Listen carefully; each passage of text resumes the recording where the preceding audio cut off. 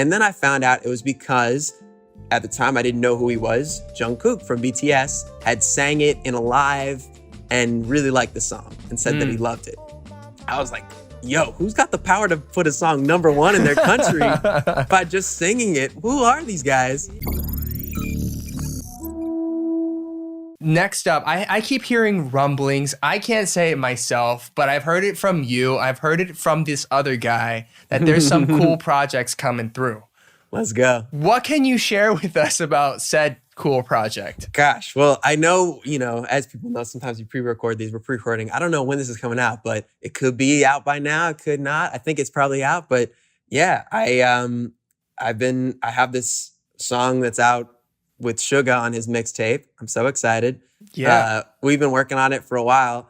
That story with them, with the BTS guys it's just so long in the making. It's wild. That's how I was even introduced to K-pop, quite honestly. It was like 4 years ago when I just saw a feature I had with this friend of mine, Audien, called One More Weekend, was suddenly #1 in Korea.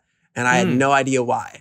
I was like, what's going on? Do you guys know what's up? Because I really liked the song and I didn't feel like his label was pushing it. So I kept sending them things. I was like, yo, did you guys see his #1 in Korea? Like, let's go. And then I found out it was because at the time I didn't know who he was. Jungkook from BTS had sang it in a live and really liked the song and said that he loved it.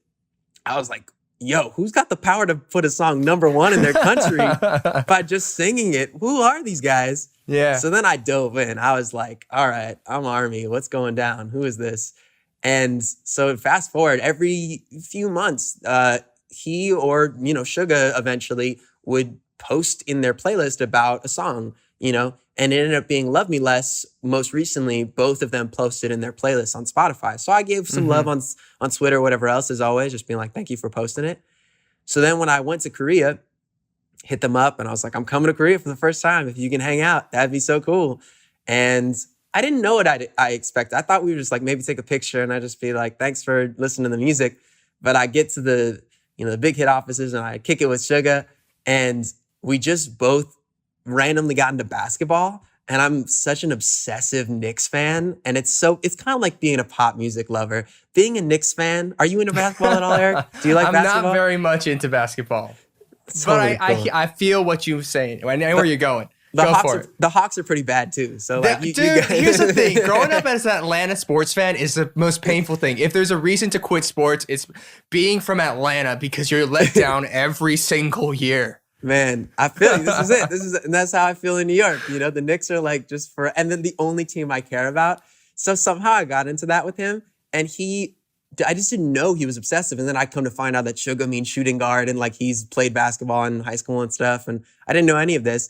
But then we went hard. And I was like, when you come to LA, I'm going to bring you to a basketball game. So anyway, fast forward, I brought him to his first basketball game. It was actually the night of Kobe's tribute.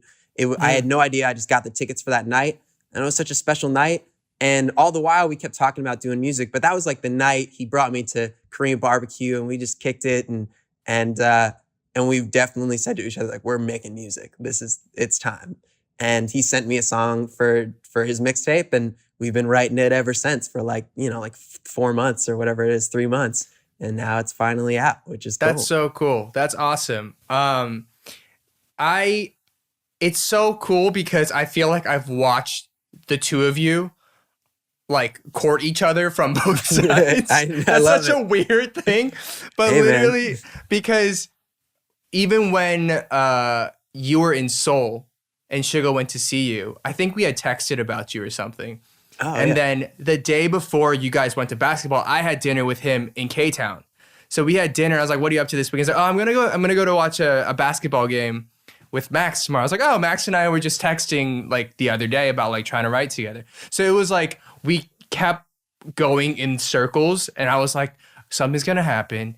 It's gonna be freaking awesome. Let's go, and baby. Here it is. So I'm so excited that it's together. It's out there, and K-pop fans can stop being mad at me. It's fine. I'm sorry for teasing for so long. They just want it. They just want that quality music. They want that content. They just want to make sure you ain't full of it. They're like, don't try to tease me and then just put out a song in Korean and you don't have my idol on that song. Don't mess with me like that. I'll never forgive you, but now they can forgive. It's real, you know? Oh, and I will man. say the other part of it was I thought that my album was coming out this month, but you know, because of everything that's happened, it's coming out in September now. So it's just like, it's been tricky. So I was teasing in thinking that, you know, all the music would be out this month. So that was the other part of teasing. But now this song is out and it feels glorious that it is out. Mwah. That's so amazing. Good. That's amazing. Hey guys, did you guys like that video? Then make sure you guys subscribe to Dive Studios YouTube channel and put your notifications on, because we got a lot more great content coming your way. Look at this video. See? Wow. Wow. And this is great too. Enjoy.